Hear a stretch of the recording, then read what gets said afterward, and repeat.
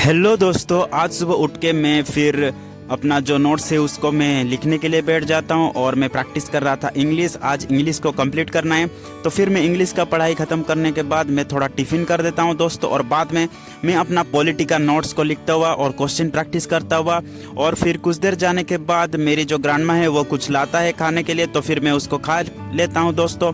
और फिर मैं अपना लंच करके मैं अपने बहन के साथ खेल रहा था लूडो, और फिर साथ मिलके कुछ मैच खेलने के बाद मैं फिर थोड़ा प्रिपेयर करने के लिए बैठ जाता हूँ। और मैं आज डीपीपी भी सॉल्व कर रहा था।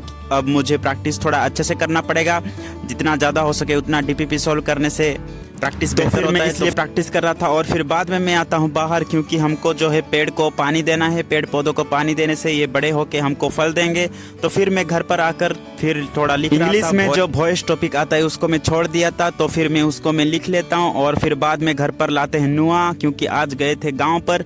और फिर मैं इसको खाने के बाद मैं फिर देखता हूँ ग्रुप में सेंड किए हैं सेकेंड सेमेस्टर का फॉर्म फिलअप का डेट, और पता नहीं ये किसका है, लगता तो है हमारा ही है, पर अब तो प्रैक्टिकल भी ख़त्म नहीं हुआ है। तो फिर मैं निकल पड़ता हूँ बाहर।